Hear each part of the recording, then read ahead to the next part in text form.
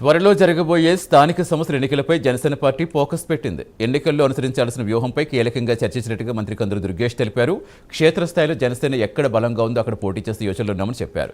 వచ్చే ఎన్నికల్లో యువ నాయకత్వం ప్రోత్సహిస్తూ ముందుకెళ్లే ప్రణాళిక రూపొందిస్తున్నామని తెలిపారు. స్థానిక సంస్థల ఎన్నికలు జనసేన వ్యూహంపై మంత్రి కందులు దుర్గేష్తో మా correspondent Lakshmi face to face. మంగళగిరిలో జనసేన పార్టీ ఆత్మీయ సమావేశం జరుగుతుంది. ఈ సమావేశంలో పాల్గొనేందుకు ముఖ్య నేతలందరూ కూడా వచ్చారు.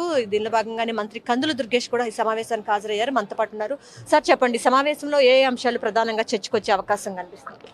ప్రధానంగా రేపు జరిగేటువంటి స్థానిక సంస్థల ఎన్నికల్లో జనసేన పార్టీ యొక్క పాత్ర, క్షేత్రస్థాయిలో మహిళా నాయకత్వాన్ని, యువ నాయకత్వాన్ని ఏ రకంగా పెంపొందించాలనేటువంటి ఆలోచన మీద చర్చ జరిగింది.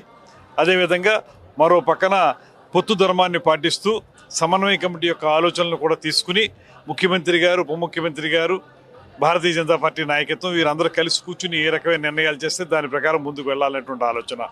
అదే సమయంలో 2021లో పోటీ చేసినటువంటి అనేక మంది అభ్యర్థులు ఆ రోజు చాలా ధైర్యంగా ఎన్నికల్లో పోటీ చేశారు. వారు డబ్బు ప్రలోభాలు చూపించినప్పటికీ కూడా ఏనాడు వాటికి లొంగకుండా జనసేన పార్టీ జెండా ఎగరాలనేటువంటి ఆలోచనతో అనేక మంది పోటీ చేశారు.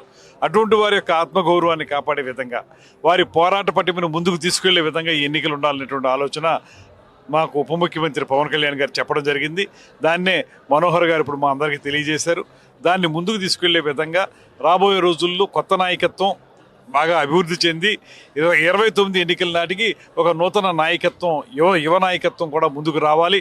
దానికి గైడెన్స్ ఇవ్వడానికి మేమందరం కూడా 14 మంది కమిటీ కూడా పూర్తిగా వివిధ జిల్లాల్లో పనిచేసి ఆ నాయకత్వాన్ని కూడా పెంపొందించి పటిష్టమైన, బలోపేతమైన జనసేన పార్టీని తయారు చేయడానికి ప్రత్యేకంగా స్థానిక సంస్థల ఎన్నికల్లో గౌరవప్రదమైన వాటా, కోటా రెండు మాకు కావాలి అని అడుగుతున్నారు జనసేన పార్టీ అనే వార్తలు వస్తాయి. ఇక్కడ కోటా, వాటా గురించి కంటే కూడా స్థానికంగా ఎవరికి బలం ఉంది, ఎవరు ప్రజల్లో ఎక్కువగా పట్టు సంపాదించారు, ఏ పార్టీకి ఎక్కువ పట్టు ఉందనేటువంటి ఆలోచనతోటి సమన్వయ కమిటీతో మాట్లాడి సమన్వయ కమిటీ నిర్ణయిస్తుంది ఎవరికి ఇస్తే బాగుంటుందని.